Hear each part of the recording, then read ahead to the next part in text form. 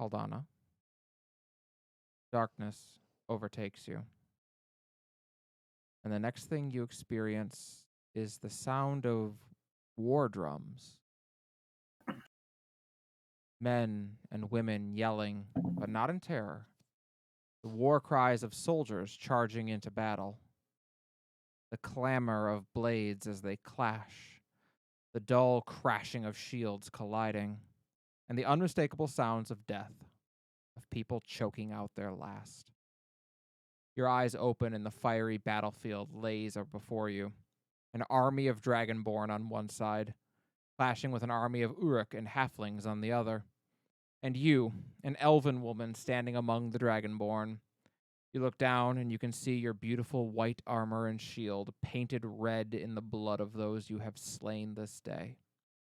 Sanguine fluid drips off the tip of your sword, and you look at it and smile. Many have you sent to your beloved. Emblazoned on the shield you carry is the symbol of Bos, the god of death. Ever has death walked with you, from the time you were a small child until this very moment, but never alongside you. Always it has been just ahead of you, barely out of your reach. But death has always spoken to you, whispered to you names, places, times, his beautiful, deep voice always guiding your hand, always lighting your path forward.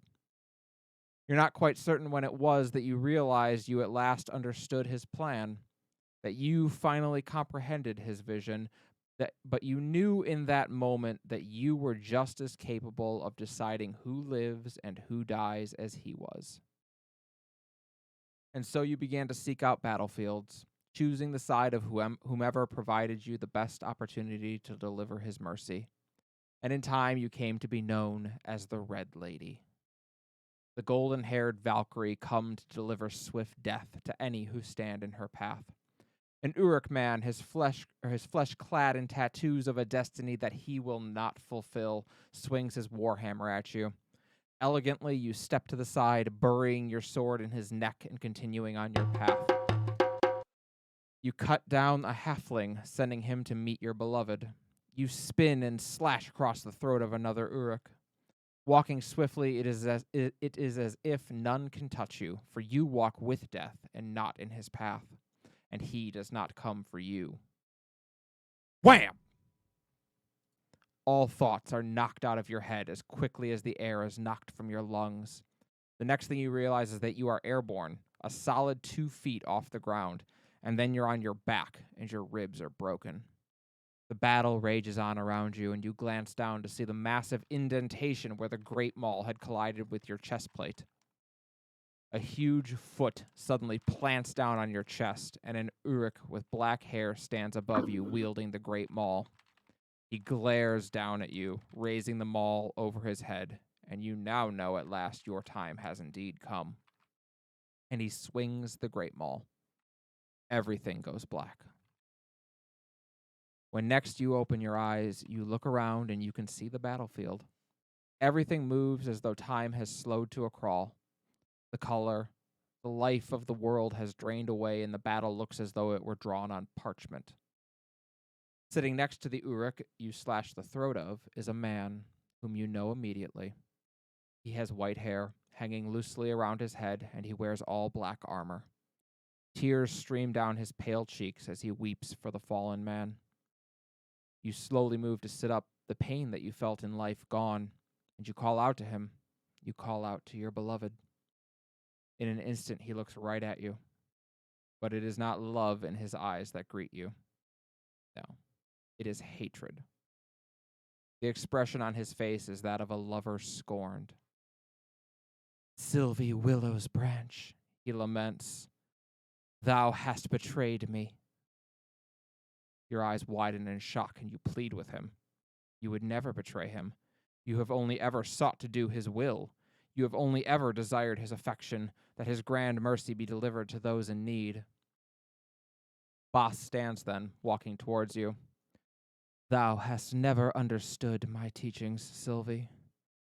It was my fondest wish that by whispering to thou names, that by making thou my arbiter in this world, that thou wouldst come to understand the importance of my charge.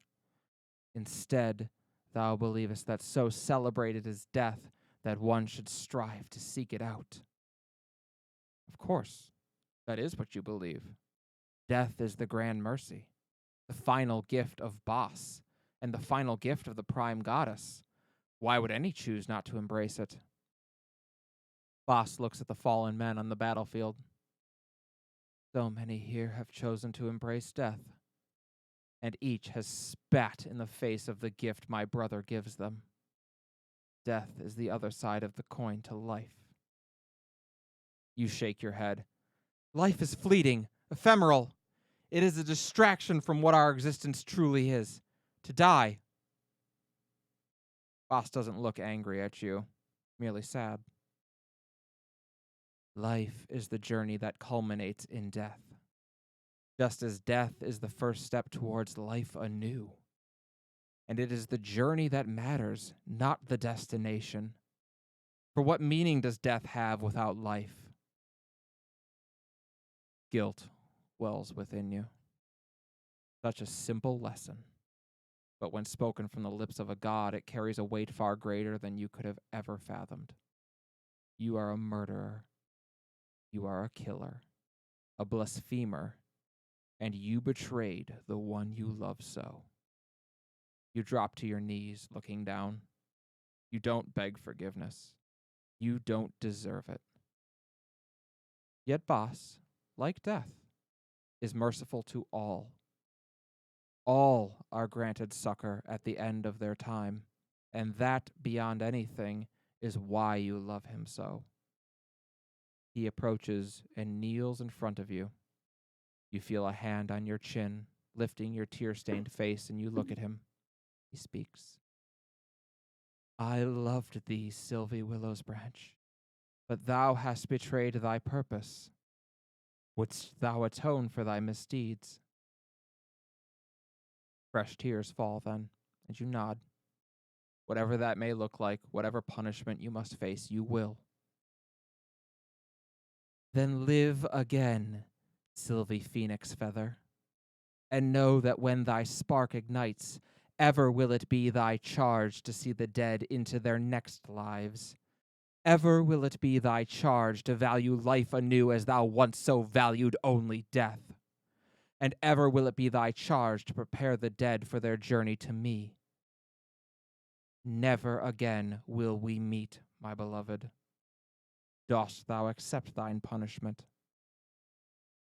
Your heart shatters in your chest, but you nod.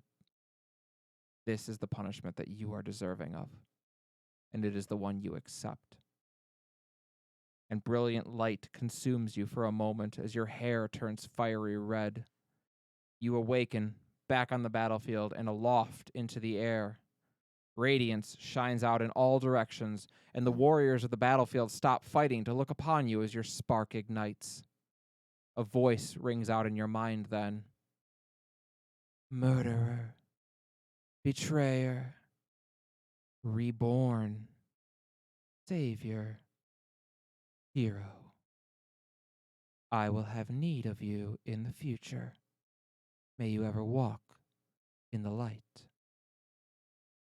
And you, Sylvie Phoenix Feather, the Red Lady, goddess of rebirth, will ever seek to find those willing to be reborn and to become greater than they once were.